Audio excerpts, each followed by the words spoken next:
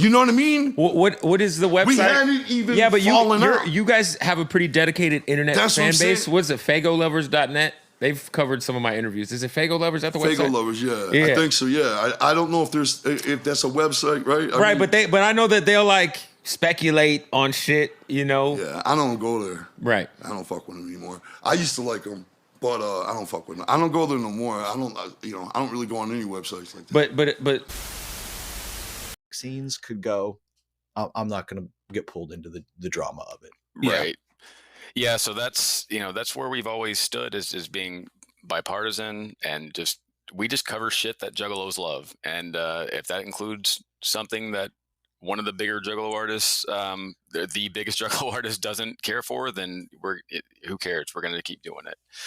And I think that's what really is the root of why he said what he did.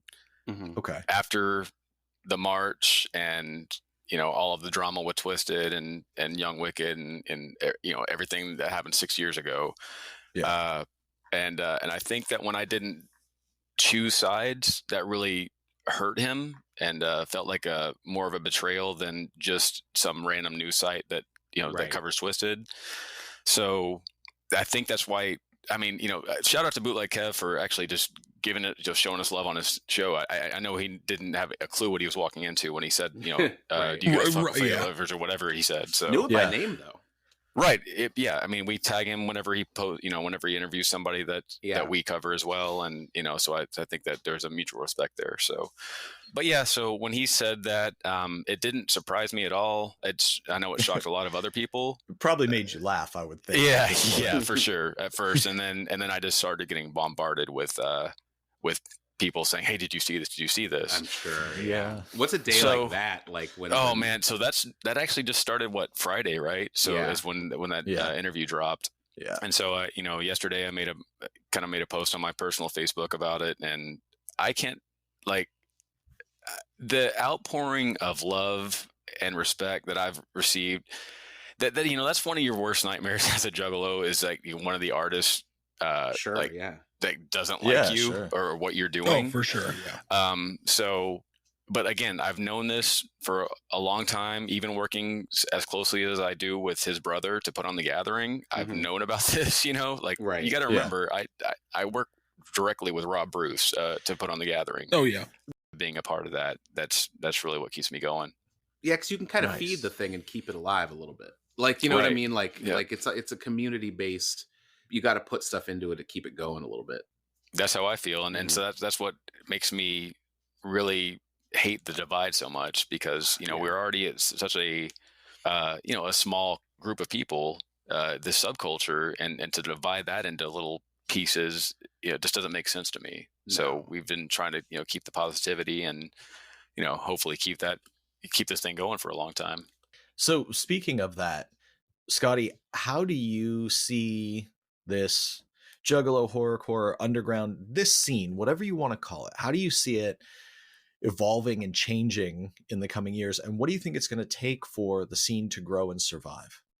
Man, it's so hard right now because it seems like we're kind of at a crossroads in the juggalo scene. I mean, not that we haven't been for the last few years, but it's okay to like both ICP and Twisted in 2023, guys. Let's stop the bullshit. Most of us do. So or did, worst case scenario. Yeah, and then isn't the core foundation of being a juggalo not giving a shit what anyone else thinks? Right.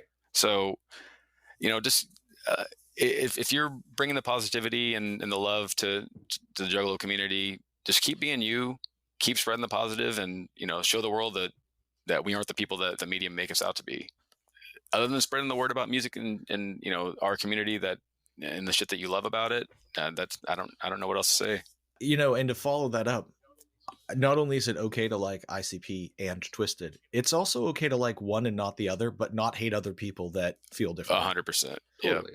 I mean, how many gatherings back in the day, maybe you don't like Cottonmouth Kings, so you go get a hot dog during their set or something. You know what I mean? Like, It doesn't have to be this loud vitriol. Like, you can just be like, oh, that's not my group so much that I like the most, but after them is the guys I like better, so I'll sit through it. You know what I mean? It's You had me at go get a hot dog. Look, all I'm saying is if at day whatever for the last day of the gathering, if the lights dimmed and a DL sign was thrown up on the screen behind them and all 6 came out, yeah, I guarantee not a single person would hate that. No. Dude, I'm stoked that you said all 6. Thank you. Yeah, right. With Mars, yeah. Right, exactly, with Mars. Yeah. Oh, what?